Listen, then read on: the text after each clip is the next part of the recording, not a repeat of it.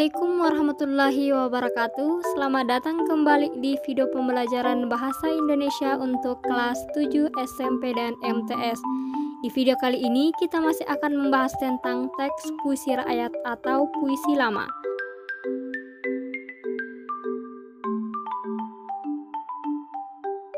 Sekarang kita akan melanjutkan pada materi menelaah struktur dan aspek kebahasaan puisi rakyat.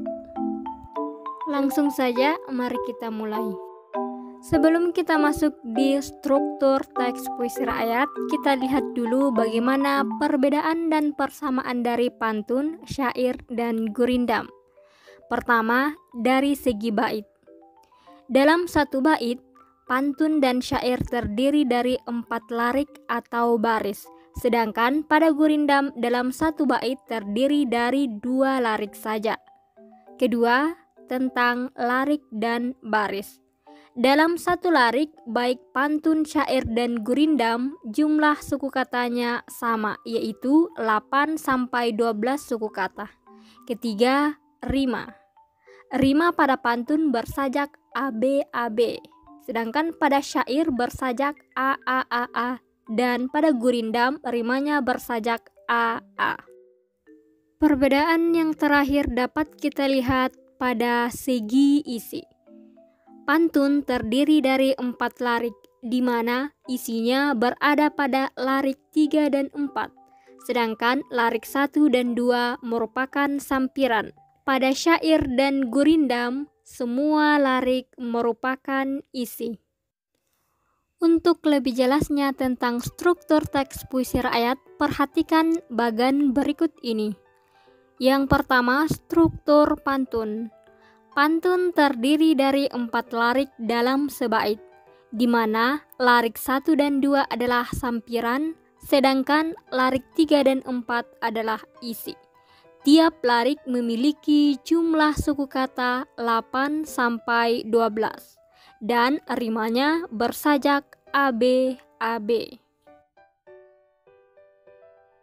Yang kedua, struktur syair.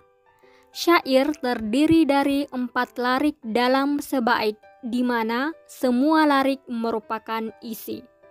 Tiap larik mempunyai 8-12 suku kata dan perulangan bunyi atau rimanya bersajak A-A-A-A. Yang ketiga, struktur gurindam. Gurindam terdiri dari 2 larik dalam sebait, di mana larik 1 dan 2 merupakan isi. Jumlah suku kata tiap larik 8-12 suku kata dan rimanya bersajak AA. Materi berikutnya kita akan bahas tentang kebahasaan puisi. Yang pertama, diksi. Diksi atau pemilihan kata. Dalam pantun dan syair, kata-kata yang digunakan bukan sembarang kata-kata, akan tetapi kita menggunakan kata yang khas, tepat, dan selaras. Gunanya adalah untuk mengungkapkan gagasan sehingga diperoleh efek tertentu, sebagaimana pesan yang disampaikan melalui pantun. Yang kedua, bahasa kiasan.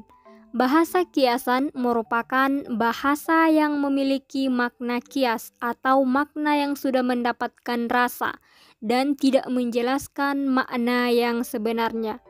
Bahasa kiasan digunakan untuk memperlembut pengungkapan pesan sehingga pesan yang disampaikan lebih mengena ke hati pendengarnya. Yang ketiga, imajinasi atau citraan. Imajinasi merupakan penggambaran yang diciptakan secara tidak langsung oleh pelantun pantun. Tujuannya agar pembaca atau pendengar seolah-olah dapat melihat, mendengar, dan merasakan apa yang akan diungkapkan. Yang keempat, bunyi atau rima. Bunyi atau rima merupakan perulangan bunyi yang berselang. Disinilah keindahan suatu puisi dapat tercipta. Pengulangan bunyi letaknya bisa dalam baris maupun di akhir baris. Selain unsur kebahasaan yang telah dijelaskan, terdapat pula unsur kebahasaan yang biasa digunakan dalam puisi rakyat, yaitu yang pertama, kalimat perintah. Kalimat perintah adalah kalimat yang berisi atau bermaksud memberi perintah atau suruhan. Contohnya, buanglah sampah pada tempatnya. Yang kedua, kalimat saran. Kalimat saran berisi tentang saran kepada orang lain untuk melakukan kebaikan yang ditandai dengan kata sebaiknya atau seyogianya. Contohnya, sebaiknya kau pikir dahulu demi keputusan yang tepat. Yang ketiga, kalimat ajakan, yaitu kalimat yang berisi ajakan kepada orang lain untuk melakukan suatu perbuatan yang ditandai dengan kata ayo dan mari. Contohnya, marilah kita jaga alam agar lestari. Kemudian yang keempat, kalimat seru.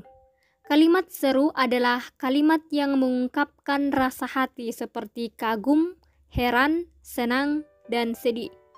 Ditandai dengan penggunaan kata alangkah, betapa, dan bukan main. Contohnya, alangkah indahnya alam Indonesia ini.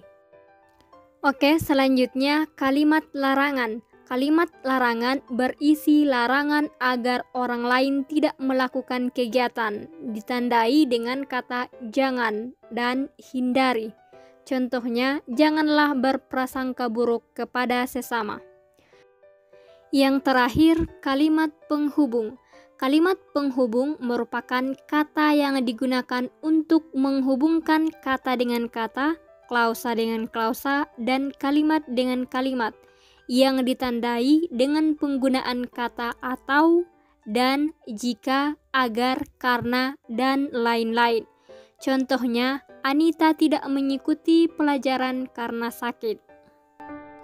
Oke, materi telah selesai. Semoga dapat dipahami. Terima kasih. Salat subuh 2 rakaat bersama teman sebaya. Semoga memberi manfaat. Sampai jumpa di video berikutnya. Terima kasih. Wassalamualaikum warahmatullahi wabarakatuh.